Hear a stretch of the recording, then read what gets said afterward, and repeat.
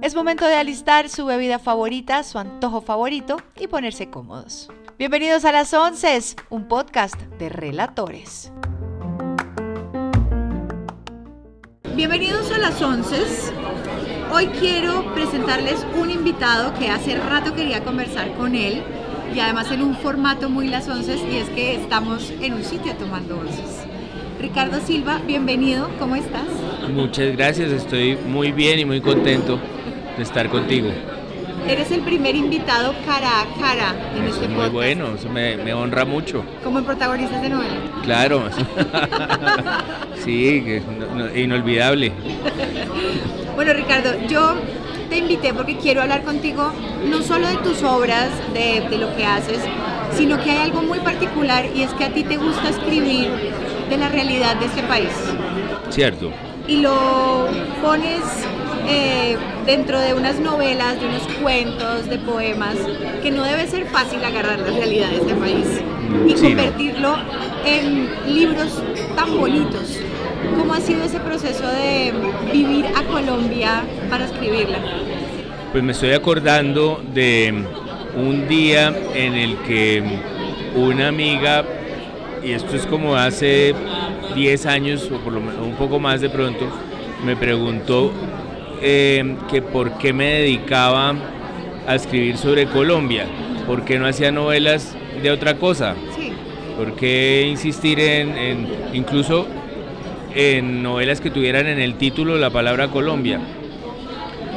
Y a mí me entró un poco de vergüenza porque sentí que era una crítica y sentí que uno tenía que estar más libre de Colombia, no tan atado a Colombia, pero lo que hice fue seguir escribiendo sobre el país. No hubo manera de resolver eso, y creo que insistí más todavía, no como un capricho ni como una terquedad, sino porque me parece que es lo más interesante que puede hacer un narrador colombiano. Es la gracia de un narrador argentino es que escriban Argentina sobre Argentina, sí.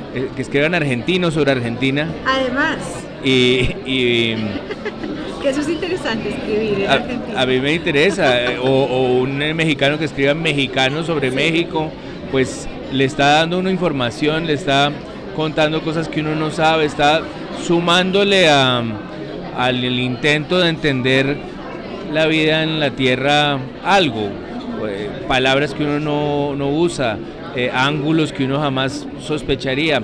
Todo eso es lo que sirve de escribir en colombiano sobre Colombia. Entonces yo lo que hago es hacerle caso a las historias que se me van viniendo a la cabeza y escribirlas usualmente incluso en bogotano, ni siquiera en colombiano en general, o según donde sucedan en colombiano. Si suceden en la costa o suceden en Medellín, pues trato de que no se les escape ese tono, ese acento. Pero sí, estoy pendiente de las historias que van viniendo a la cabeza, y trato de que los personajes que se me ocurran respondan no solo al país, a la cultura, porque eso es más bien abstracto, sino incluso a lo que esté sucediendo en su tiempo. Es decir, si la historia sucede en el 2016, los personajes están reaccionando a lo que sucedió en el 2016. Si sucede en el 92, están vistiéndose como en el 92 y escuchando la música del 92 y discutiendo las noticias del 92, que es algo que uno aprende, o que por lo menos a mí me pareció claro, en las películas de los años 70 gringas, que uno ve, discuten cómo Nixon es un desastre todo el tiempo, y no les da vergüenza, una vergüenza que uno le enseñan en el mundo del arte y de la ficción, una vergüenza por tratar temas que suenan prosaicos y suenan coyunturales. Aprende uno viendo esas películas que cualquier coyuntura se puede elevar a elemento artístico. Claro, es que además es ese contexto que hace que uno como lector, como televidente, la inmersión sea más fácil, ¿no? Lo que tú dices de la cierto. política, Forrest Gump es una historia de un muchacho en un pueblo de Alabama, pero nos cuenta toda la historia de Estados Unidos. Claro, y es un gran ejemplo porque más particular que Alabama y que Estados Unidos y no existe, y sin embargo uno en Colombia, en Bogotá, 30 años después, lo digo porque la vi con mis hijos hace 3 días, Forrest Gump, pues le fascina. Sí. Estos estaban fascinados, les parecía fantástico todo, no había ninguna preocupación por estar viendo un mundo en apariencia lejano. Yo creo que uno tiene que pensar así desde Colombia. Es decir, muchas veces, al menos cuando yo estaba estudiando literatura, la gente le temía a que no se entendiera lo colombiano afuera. A claro. Que si uno escribía en colombiano la gente dijera, no, pero que es un carro, es el mismo coche. Pero porque el colombiano sufre de eso. Es un complejo. Yo ayer estaba escribiendo algo en internet, yo dije, bueno, si un latinoamericano me lee, no me va a entender. Pero yo entiendo argentino. Totalmente. Y entiendo chileno y entiendo mexicano, ellos porque no van a entender entendemos colombiano. Venezolano, entendemos el colombiano entiende todo, pero tiene todas las lenguas, incluso crecimos leyendo subtítulos. Sí. Y nos preocupa enormemente que si uno sitúa, por ejemplo, una historia en Bogotá, la gente no se sienta tranquila, el lector no se sienta tranquilo en la carrera séptima, que no sea suficientemente poético, que claro. No sea importante, que no se entienda. Y la verdad es que nosotros entendemos todo y así mismo les sucede a los lectores de otros países. Bogotá además tiene una particularidad que... Bueno, no sé, yo soy bogotana, nacida y criada acá. Tengo ascendencia de otros lugares, entonces... Yo también, sí. Tengo el paisa, tengo el caleño, porque de ahí es mi familia, pero yo soy nacida y criada acá. Sí. A mí mi Bogotá me gusta. Sí, a mí también. Fría, sucia, en obra, sí. Con sol, enorme. Bonita, sí. Caótica. A mí me encanta Bogotá. A mí también, sí. Pero es relativamente nuevo el tema de hablar sobre Bogotá poéticamente. En una novela, en una canción. Sí. Yo me siento a pensar en canciones sobre Bogotá y se me vienen 2 o 3.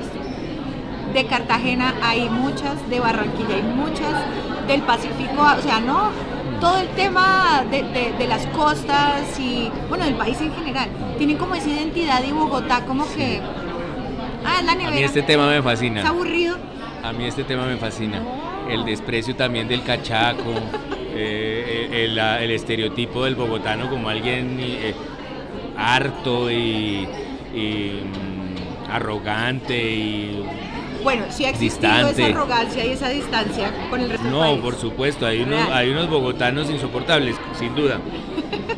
Pero hay que decir que no podía estar, mejor dicho, más de acuerdo con la idea de que en Colombia se ha dicho mucho que Bogotá se queda con todo o asume una posición dominante, y a mí me parece muy claro que culturalmente los paisas son súper orgullosos, sí. Son súper visibles sus artistas, lo mismo se puede decir de los caleños, de los costeños, incluso el llano tiene toda una cultura enorme que todos valoramos, apreciamos, todos somos seguidores de las culturas regionales colombianas y a Bogotá no tiene nadie que la defienda. ¿Cierto que no? No, a la gente bogotana le da pereza defender a Bogotá, le falta orgullo bogotano.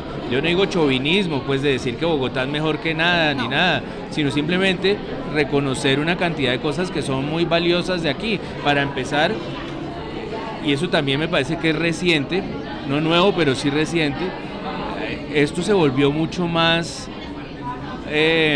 amable con el país. Es decir, aquí hay que reconocer que aquí ha llegado el país ha sido tan violento que mucha vida colombiana ha terminado en Bogotá, y cada vez ha sido más claro que uno puede venir de cualquier parte del país y a los 3 días es bogotano. Claro. Nadie lo mira. Yo no veo esos bogotanos de antes que que nos dieron la mala fama, Sí. que miraban de reojo a la gente por los acentos o por la piel o por la forma de ser o lo que fuera.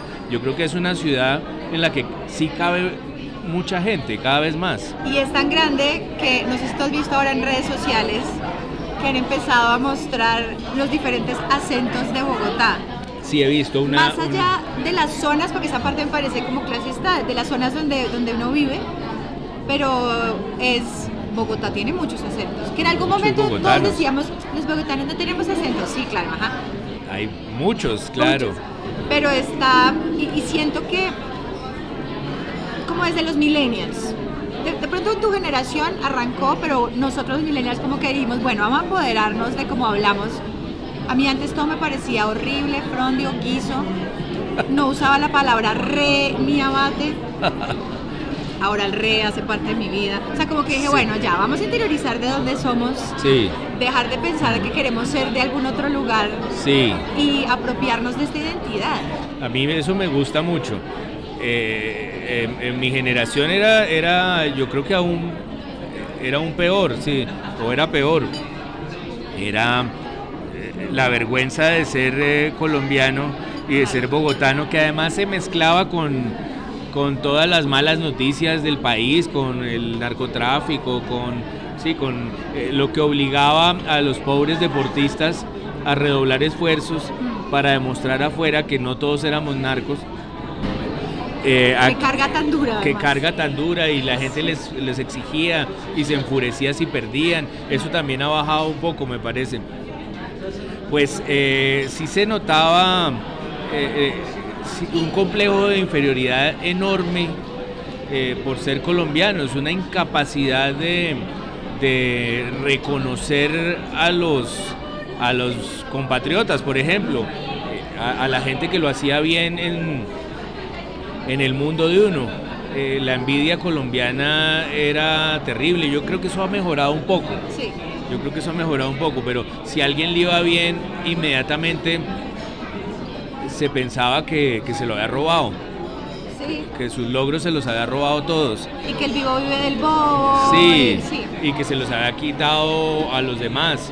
Es decir, creo que esas cosas han ido mejorando, ese complejo de inferioridad, esa vergüenza por ejemplo, ser bogotano empezó a terminarse, en mi caso, en mi generación, cuando, por ejemplo, los aterciopelados empezaban a cantar como les daba la gana, en bogotano usualmente, y para el mundo. Claro.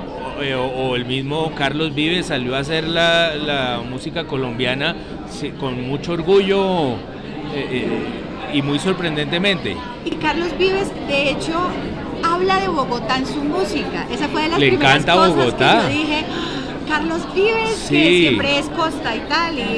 ¿no? Y es También escalofriante nos canta. cuando Sí. una canción se refiere a Bogotá, uno dice, esto es conmigo y es para mí. Sí. Y es sorprendente porque, pues, al menos en mi generación sí crecimos hasta cierto punto, quizás hasta los 90, Sí. se nos dijo que esto era inviable, que esto no iba a funcionar jamás, este país no tenía sentido, esto no iba para ninguna parte, todo lo de afuera se veía mucho mejor. Había maneras de verificar que todo lo de afuera era mejor, además, Claro. porque el cine no estaba avanzando mucho, en los 90 todavía era muy esporádico el estreno de una película. Veníamos de una televisión extraordinaria y estaba empezando como a tambalear esa televisión. En fin, había razones por las que uno podía pensar que de verdad esto no funcionaba, que esto estaba arrinconado por la violencia, por ejemplo.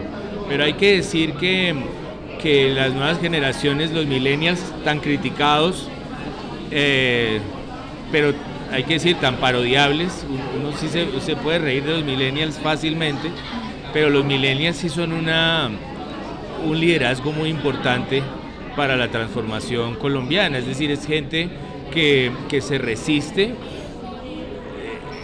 de una manera muy valerosa a aceptar que esto es inviable, a aceptar que Colombia tiene un sino trágico y esto no tiene futuro.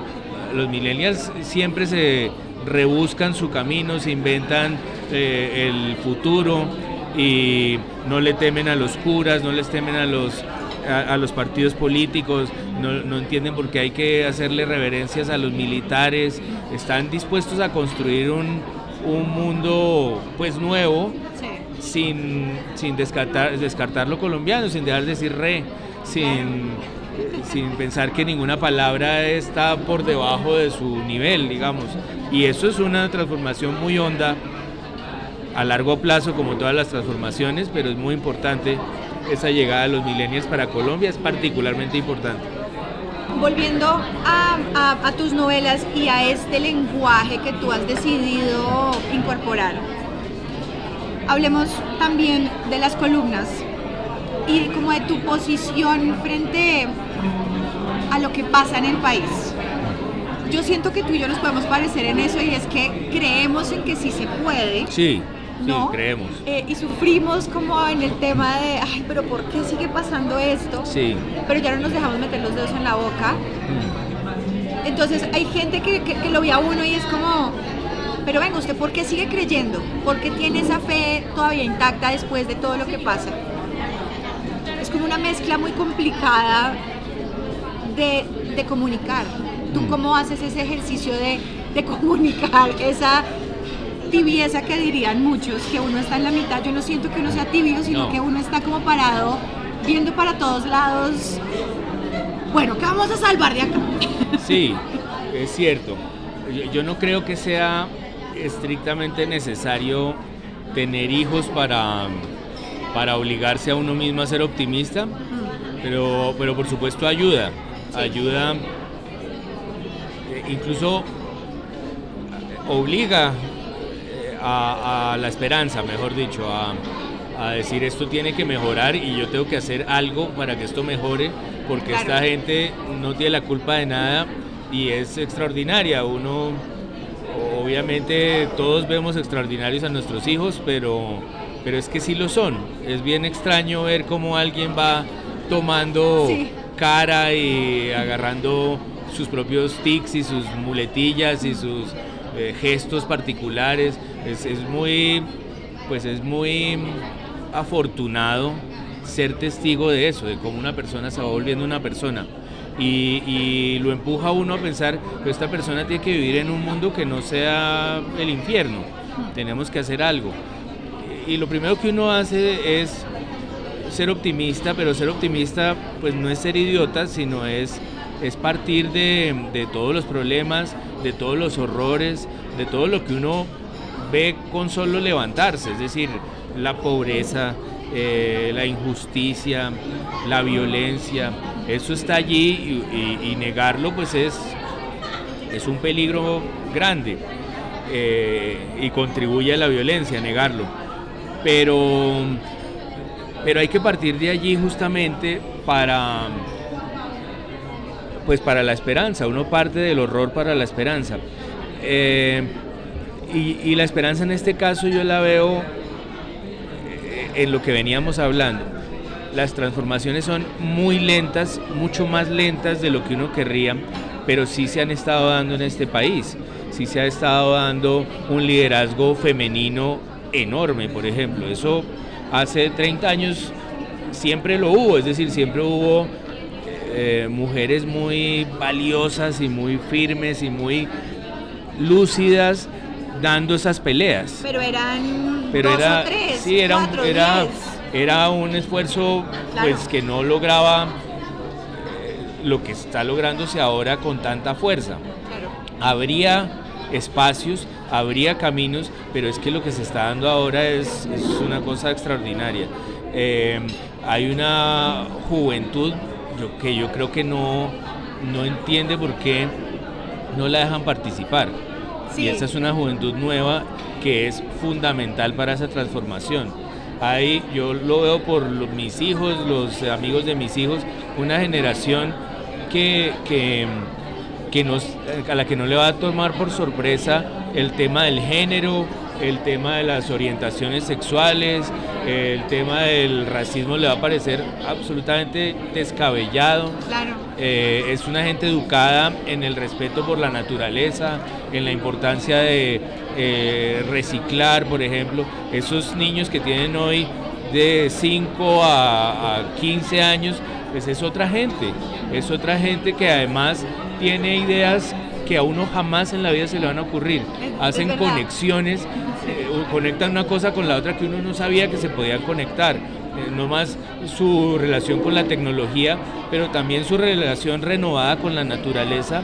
Es una transformación que quizás tendremos que esperar un par de décadas para que nos resuelva problemas, pero que sí va hacia allá. Yo veo que sí hay señales para el optimismo, es decir, si uno se pone a ver la fotografía de hoy, muchas veces puede pensar como hace 30 años, que esto es un fiasco y que no va para ningún lado. Claro.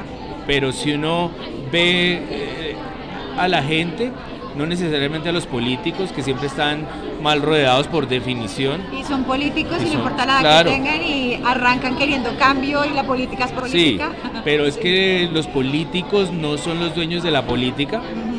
Los políticos son los profesionales de la política, pero la política se hace con estas mujeres que son líderes, con estos líderes LGBTI que salen y dan la cara y proponen transformaciones, con estos jóvenes. Esa gente está haciendo política y a los políticos les toca subirse al tren de esas transformaciones que está haciendo la gente día a día. Yo sí lo veo que esto mejora, que este sitio en el que estamos es increíble, que esto no existía hace 40 años, esta ciudad no era así, no tenía estas cosas tan bien imaginadas, en fin. Justamente estamos en un café con un estudio portátil de grabación, yo lo veo todo lentamente hacia un mundo menos violento, más reflexivo y más dado a cuidarse, a que la gente se cuide y cuide a los demás. Tú en los ejercicios de escritura normalmente vas al pasado, y eso pues menos que lo harán todas las personas creativas, y es que buscan una inspiración y uno revisa dentro de su casa, dentro de su país, dentro de uno mismo y empieza a escribir. Sí.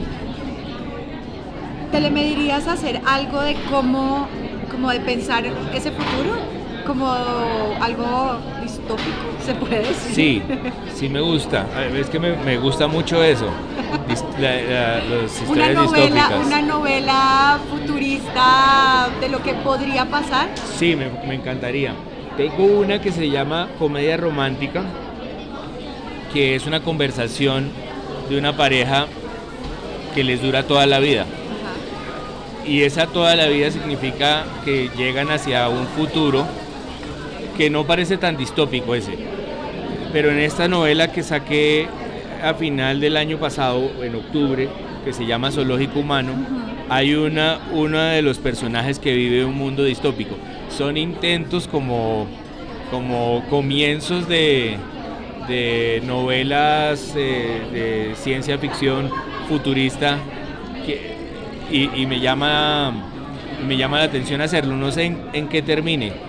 A veces querría hasta escribir sobre extraterrestres, mejor dicho. Se me ocurren una cantidad de barbaridades. Siempre vuelvo a revisar lo colombiano, y el pasado colombiano me interesa mucho, y hasta cierto punto tenía preocupación por hacerlo, que mi papá tendía a renegar mucho de la nostalgia. Le preocupaba mucho caer en la nostalgia, y yo como lo quiero tanto aún hoy, se murió hace 6 años y le hago caso aún hoy, pues he sufrido siempre, porque a mí no me preocupaba tanto me encanta la nostalgia. Pero es que además ahora el otro día di con un artículo, ya no me acuerdo en dónde, porque uno ahora todo está ahí, va leyendo por todas partes, en el que se hablaba de la nostalgia como algo necesario para revitalizar el presente. Pues fíjate, nosotros ahora en redes sociales De hecho, con un amigo estábamos hablando de eso hace poco, de cómo en las películas, los mismos artistas, todo esto, que todo es cíclico. Mi mamá siempre me decía, la moda es cíclica. Sí. Tú te burlas de lo que yo usaba joven y tú lo vas a usar. Sí. Y el pantalón que tengo Sí puesto pasa. hoy lo usaba mi mamá cuando tenía 20. Prácticamente de tu mamá, sí. Claro, y yo veo a las adolescentes hoy en Sí. día y se visten como yo me vestía en mi Claro. adolescencia. Claro. Pero ese tema de la nostalgia, de pronto, mi generación, que muchos dicen que nos oponemos a crecer, no queremos crecer. Yo no estoy de acuerdo con eso. Yo estoy feliz en mi edad, yo estoy feliz ya teniendo 35, ya no teniendo Sí. preocupaciones de veinteañera, ya pasé feliz en esa época. Sí. Pero yo no tengo porcelanas.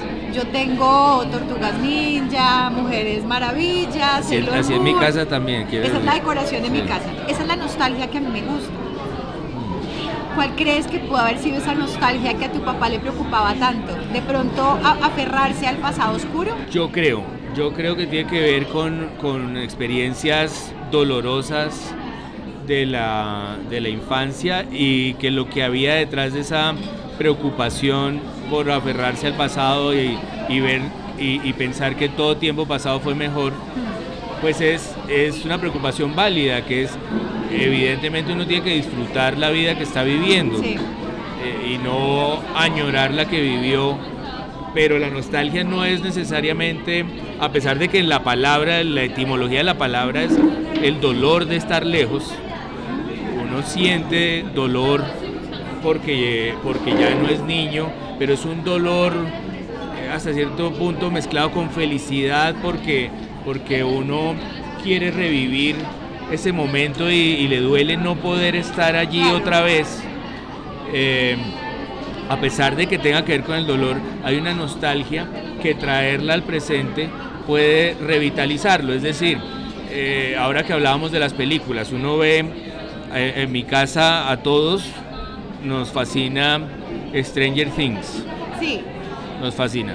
Eso, a gente que no vivió los 80, a gente que vivió los 80, a gente que era demasiado chiquita en los 80, en mi casa nos fascina Stranger Things. La película número 1 de taquilla este año es Top Gun, ¿Qué tal esa película? que a mí me pareció maravillosa, la disfruté de principio a fin, y Ay, había me algo pareció un nostálgico hueso, allí. buenísimo. No, a mí me gustó mucho. Realmente uno podría ver esa nostalgia como un fracaso de lo nuevo, que tocó recurrir a todo lo que ya se hizo, Claro. pero yo creo que es un esfuerzo por revitalizar la emoción de estos tiempos. Claro, Han claro. sido tiempos oscuros, han sido tiempos difíciles, hemos pasado de pandemias a guerras que afectan pues la economía global y acaban con unas vidas inocentes, pues sin ninguna consideración, sin ningún aprendizaje. Es decir, ¿cómo puede ser que a estas alturas estemos todavía en guerras Sí. como las que había hace 100 años? Es una cosa muy, muy triste. Yo creo que es acudir al pasado, que además es un pasado relativamente reciente, que son los 80s, pues es un esfuerzo de recobrar algo que allá había en los 80, y eso sí me consta, y es que había cierta vocación a la risa y al juego y a la diversión, a las Tortugas Ninja, pues son más noventeras, pero a ese mundo Sí, a la cultura popular, al a la pop. cultura popular que no es porque sí que se está recuperando, sino es porque también se está recuperando la idea de lo popular. Es que hemos estado hablando un poco de eso desde el principio, Sí. de no temerle a cómo se hable acá, a quiénes somos, a qué nos gusta, a qué comida es la nuestra. Eso es no temerle a lo popular, y es no temerle a ser parte de una comunidad. Claro, y el colombiano pasó, creo yo, bueno, todos los países, creería yo, claro, crecieron como nación, toda la cosa, uno empieza a compartir con sus vecinos, y en los 80s todo el mundo quería irse, todo el mundo quería ser gringo, igual que en los 90s, la Milky Way era más chévere que la Sí, chocolatina Jet, sí. Y luego, pues es que el tema de la globalización cambió todo. Yo siento que lo que pasa hoy con Estados Unidos que se está levantando como ese velo fantástico que ellos siempre han tenido frente al universo en general, porque muchas personas que ya vivieron allá o conocen la cultura sí saben sus falencias, pero hoy en día verlo y decir, o sea, de verdad es como la caída del imperio, es como, oh, Dios mío. Y tiene que ver con lo que estamos hablando, porque es ellos mantuvieron una especie de equilibrio que era un falso equilibrio en los últimos 30 años. Parecía que se entendían más o menos, pero pues llegó Trump y puso en evidencia de la peor manera unas divisiones terribles. ¿Eso qué significa? Que a ellos les toca ponerse a pensar si quieren ser una comunidad. Siempre han tenido una división muy honda de un par de siglos, pero eso siempre toca resolverlo, es decir, porque o se matan o qué van a hacer los unos con los otros, tienen que resolverlo. Es un poco lo que nos está pasando a nosotros, sí, guardadas todas las proporciones en nuestro contexto, claro, según nuestra historia, y es la pregunta de, bueno, ¿cómo hacemos para entendernos? No nos tenemos que querer, no tenemos que dejar de detestar a algunos y todo. De acuerdo. Eso está bien, pero ¿cómo hacemos para no matarnos? Es básicamente esa pregunta, sí, para no sabotearnos y aniquilarnos la honra los unos a los otros. ¿Cómo hacemos para convivir? Así nos detestemos. Y esa pregunta es una pregunta global, que es lo que a mí me ha parecido tan particular de ver lo que dice Diana Ramírez, nuestra astróloga del 603 de la Gran Vía, porque se parece a lo que está pasando. Más allá de quien crea en eso o no, en la astrología o no, sí hay un punto de giro en todos los países de la Tierra y que nos está mandando a preguntarnos cómo hacemos para convivir, cómo hacemos para ser parte de un grupo. Yo ayer hablaba con mi esposo y le decía, estamos hablando como papás, lo que tú decías, hay un momento en el que cuando uno tiene un hijo, puede que no tenga que tener unos hijos, pero sí cambia. Exacto. Y él me decía, a mí me da un poco de pesar y un poco de angustia con Agustín, nuestro hijo, claro, porque ¿qué va a vivir? Y yo le dije, yo la verdad siento que va a estar bien, porque lo que yo estoy luchando hoy puede que le toque a él o a los hijos de él, sí, como pasó en otras generaciones. Sí. Pero él me decía, ¿será que cómo va a ser el mundo más adelante? Y yo le dije, yo creo que la democracia va a dejar de existir. No que nos volvamos socialistas, exacto, dictadura en eso, sino que tiene que evolucionar algo más. Tiene que afinarse la democracia. Claro, que son esos puntos de quiebre de, no sé, Juan Manuel Santos con el acuerdo de paz quiso hacerlo de una manera honesta. Ok, somos un país, vamos a hacer esto, vamos a salir a votar como país para algo que era obvio. Claro. La gente va a decir que sí. ¿What? Yo ese día lloré. No, ese día es de los peores días. Pero me sirvió como un punto de quiebre en mi vida de hoy en día unas elecciones ya no me duelen. Es como, mira, ya no me sorprende nada. Y también creo que nos sirvió a quienes somos progresistas, digamos, nos sirvió para entender a la gente que al parecer no lo es. Es decir, ese no al acuerdo de paz, que era tan descabellado, tan difícil de imaginar, pues nos reveló a todos los progresistas que había una conversación que no estábamos dando, un poco lo que está pasando en Estados Unidos y lo que está pasando de estas divisiones tan fuertes, hay una conversación que no estamos dando, estamos los unos despreciando a los otros, es decir, los progresistas solemos mirar por encima del hombro a los conservadores, no nos gusta que sean tan religiosos, no nos gusta que su idea de la familia sea tan anticuada, no nos gusta que crean tanto o que vivan tan temerosos de que les quiten sus propiedades, no nos gusta eso, pero no hacemos un esfuerzo de, por ejemplo, no estereotiparlos, no agruparlos en un saco como los fachos, no ver que hay caso por caso, no notar que la religión hay un punto en el que le puede ser útil a la convivencia. Hay un punto en que la religión se vuelve fanatismo y es motor de la violencia, pero hay un punto en que la religión nos sirve a todos, así no seamos religiosos, nos hace mejor la vida porque los religiosos pueden tratarlo uno mucho mejor. Sí. Es decir, no podemos seguir despreciando lo que no parece progresista. O despreciando lo que no es igual a uno. Exacto. Que es lo que hablamos Eso, ahora en de suma. el racismo, las diferencias de clase, ¿no? Pero de pronto, y acá pensando un poco en la nostalgia de tu papá, de pronto es ese amarre, como no soltar lo que conozco, lo que Sí. da miedo. Y que de pronto las personas un poco más conservadoras dicen, yo sé que esto está mal, pero es que me da miedo que puede venir, que hay allá. Sí. Yo ya conozco este espacio, esto está bien. Sí. Que eso de pronto le puede pasar a los estadounidenses también. Nosotros conocemos a nuestro gran país. Sí. Y muchos ya salieron de ese gran país y dijeron, pero como así, nosotros, hay muchas cosas que somos muy chéveres, pero hay otras en las que no está chévere que haya armas en los colegios, no está chévere que podamos comprar armas en cualquier lado, no está chévere que no podamos comprar anticonceptivos en una droguería.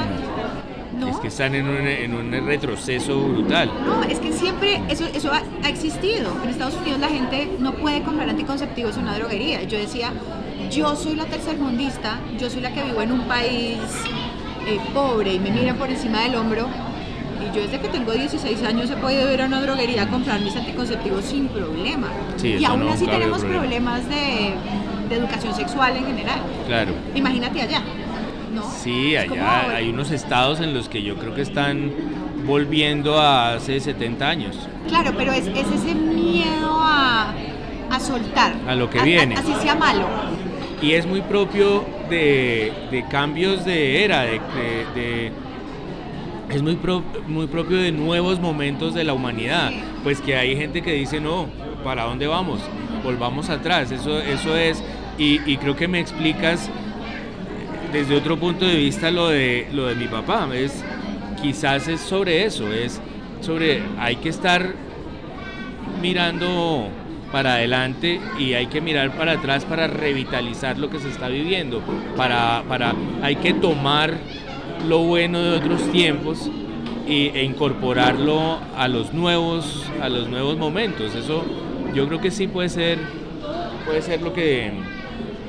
lo que estaba diciendo él. Yo creo que podemos decir que es importante que no dejes de escribir de la historia de lo que pasa en el país, porque a mí sí me parece, esto es una opinión personal, a mí me parece chévere encontrarme una historia de una familia que está atravesada por la historia de un país y que de pronto uno dice, ve, yo no sabía eso. Claro. No, son como esos datos que de pronto le empiezan a llegar a uno y que de pronto los llevan a uno a investigar más. Sí. Y a darse cuenta de cosas que de pronto uno no tiene ni idea, porque tampoco uno es sabiondo. Y para alguien de 20, los 80 fueron hace muchos años. Imagínate que van a pensar de los 50 o de los 30. Eso fue hace 60 siglos. Claro, y no sobra saber la historia de uno, de su país, porque ahora que hablábamos de no despreciar al no y a los que parecen no progresistas, pues para ellos se requiere contexto, para no despreciar a los demás, hay que ponerlos en su contexto, y lo mismo hay que hacer con el país de uno, hay que llenarlo de contexto para pertenecer, que es lo que también hemos estado hablando, de sentirse parte, sentirse cómodo con que los personajes discutan lo que está pasando ahora, personajes de ficción, lo que está pasando ahora o lo que pasó hace mucho tiempo. Claro. A mí me gusta eso, o poner o revisar cómo a una familia le afectó la historia de Colombia o cómo le afectó a un grupo de personajes de ficción. Mi familia no lo es, pero personajes de ficción, Sí. cómo pueden reaccionar a hechos reales. Eso también me parece interesante. Lo pone a uno a como tú dices, a revisarse a uno mismo. Mucha gente que, por ejemplo, sí vivió en los años 50 o 60 o 70, en el libro del que estamos hablando, que se llama Historia Oficial del Amor, pues es gente que empieza a decir, yo dónde estaba ese día, o ese día del Palacio de Justicia, yo estaba haciendo tales y tales cosas. También es de nuevo una nostalgia útil. Claro. Con una amiga estábamos hablando de Río Muerto, de tu libro, y ella me decía, ese libro yo todavía no he sido capaz de leerlo. Hay gente que todavía no le quiere abrir, Sí. y lo entiendo, Sí, yo también. el espacio de leer cosas tan crudas, que yo creo que pasa un poco con los escritos de Alfredo Molano, digamos, que él iba y se sentaba y hablaba con la gente, y a mí siempre me ha gustado mucho A mí también, sí. leerlo y sentir esa realidad, y yo creo que yo soy periodista gracias a García Márquez y un poco a Molano y, Claro. bueno, y a muchas otras cosas, pero me acuerdo mucho leyéndolo y decir, esto no es ficción, esto está pasando y está más cerca de lo que yo creo, pero está tan lejano a mi realidad Sí. que yo creo que ¿cómo se quita uno ese miedo de querer? Sí, es una pregunta muy buena. Y me ha dicho gente cercana incluso que le tiene susto arrancar Río Muerto. Pero creo que la clave la das tú cuando dices que uno lee crónica periodística y llega a dolerle, a estremecerle, pero sí siente que es lejano. Claro. Lo bueno que tiene la ficción es que lo hace cercano, y lo Muy hace, loco. lo hace doloroso, lo hace comprensible emocionalmente. Uno lee en el periódico que hubo una masacre en tal vereda del Cauca y le duele, y uno entiende lo grave que es, y incluso le repugna y le indigna y lo comenta, y sí. Pero si a uno se lo recrea una ficción, esa masacre Claro. en el Cauca, lo hace comprensible emocionalmente y lo estremece, pero además lo transforma. Es como más vívida la Exacto. experiencia. Lo hace vívido y lo hace, le sucede a uno en el estómago, que es la diferencia. Claro. Eso es lo que debería suceder con Río Muerto, que entre otras es una historia real, pero está recreada por la ficción, como me lo pidió la familia que sufrió esa historia, justamente para que a la gente le duela como le debería doler, para que para la gente sea comprensible emocionalmente, Claro. para que entienda lo que de verdad significa que a uno le maten el papá en la puerta de la casa. Yo entiendo que eso es difícil de leer porque toca estar en esa disposición, como en disposición de duelo y de dolerse. Hay momentos en los que uno no está listo para muchas cosas. No tiene De que estar acuerdo. listo, y eso es muy válido. Yo sí creo que nadie debe hacer nada que tenga que ver con el arte, es decir, nadie debe leer El Quijote si no quiere, nadie debe leer la Odisea, nadie debe tener que ir a tal museo a ver tal cuadro, no. Es lo que uno puede y lo que le sirva, y para eso es el arte, y el arte es una herramienta, como una muleta para estar mejor dicho. Pero es cierto que hay momentos en los que uno, curiosamente, termina necesitando arte, novelas, canciones, películas que le van a doler. Sí. Hay momentos en que uno necesita despertar, despertar el espíritu, no sé, hacer el duelo propio por medio del duelo ajeno. Eso está inventado, digamos, es útil, y Río Muerto pues va por ese lado. Es un duelo de una familia que es el duelo al que puede acudir uno en cualquier momento. Para terminar, y ahora que está, bueno, no ahora, pero está más de moda, digamos, agarrar libros, acomodar guiones y poner en una pantalla. ¿A ti te gustaría que cogieran alguno de tus libros y los adaptaran? Sí, a mí me gustaría. Ha habido intentos por ahí. En este momento hay unos en marcha que yo veo que van en buen camino, porque pasa mucho con eso. Qué miedo que no salga como es.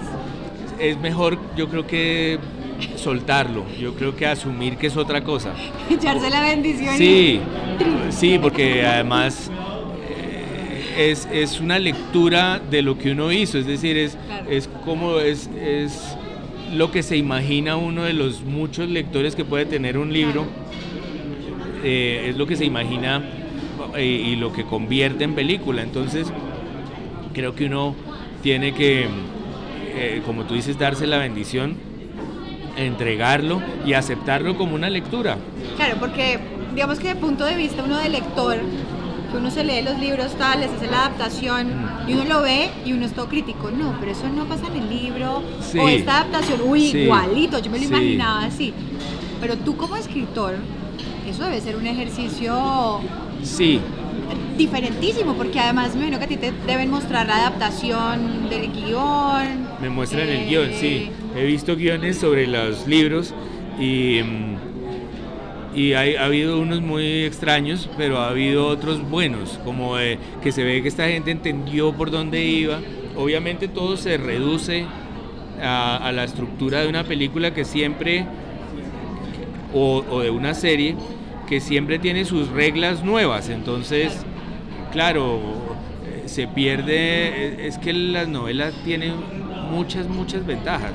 Yo creo que es una de las ficciones que tiene más herramientas. Una novela uno puede, para empezar, entrar en los personajes sin que necesariamente sea cómico. Es decir, uno puede oírlos pensar, uno puede detenerse todo lo que quiera. Es muy... La capacidad que tiene la novela es difícil que la tenga otra clase de lenguaje. Pero el cine tiene sus reglas y las series tienen sus reglas y también son fascinantes. Yo, afortunadamente, en eso sí es afortunada mi generación. Pertenezco a una época en la que ya no se consideraba que el cine fuera menor comparado con la literatura, o que la canción popular fuera menor comparado con la poesía. Ya yo disfruto enormemente la televisión, el cine. Para mí están todas en el mismo lugar. Claro, y de hecho conviven las unas con las otras. Conviven, se sirven. Uno necesita libros a veces música. Para mí siempre ha sido una buena pregunta cómo lograr que un libro tenga los efectos de la música, por ejemplo, que es tan inmediata, que lo deprime a uno o lo anima a uno inmediatamente.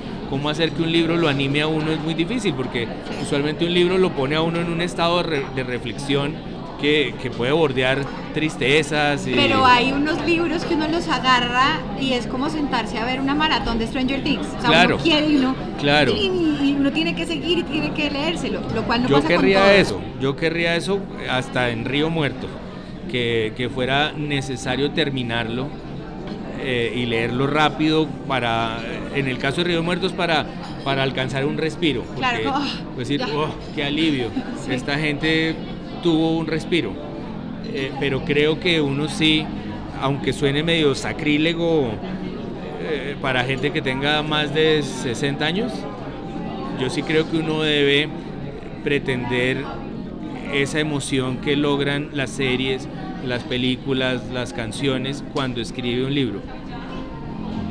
Ricardo, muchas gracias por abrirme este espacio, por tomarnos un café. Hubiéramos podido seguir y seguir, eso y sí. Seguir. Sí. Y podcast como de 3 episodios. Exacto. Muchas onces. Ricardo, eso sería, ¿te imaginas? Además estamos en un buen sitio. Claro. Aquí a punta de croissant, avenida y cosas ricas. Tal cual. Hagamos la propaganda pertinente. ¿Dónde te encuentra la gente en redes sociales? Yo estoy en Twitter, en Facebook y en Instagram. Y todos son más o menos el mismo nombre. R. Silva Romero en Twitter, en Instagram es Ricardo Silva Romero, y en Facebook no tengo ni idea, creo que uno pone Ricardo Silva Romero y llega. Y hay un proyecto muy bonito que es el 603 de la Gran Vía, que también es importante que la gente lo siga. Es una casa para toda la gente que sea creativa y creadora y que tiene productos ocasionales que esperamos volver más frecuentes. Cada vez tenemos más ideas pero menos tiempo, entonces por lo pronto estamos empezando nuestra agenda del 2023 y yo creo que eso va a salir muy bien. Esa agenda se las recomiendo porque no es solo para escribir, sino que le acompaña a uno el día a día. Sí, yo le tengo cariño, creo que ha salido muy bien. Ricardo, muchas gracias. A ti por todo.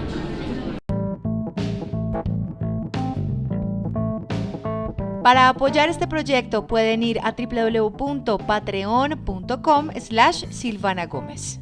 Si les gustó este episodio, no duden en compartirlo. Nos oímos en unas próximas 11. Un podcast producido por Relatores.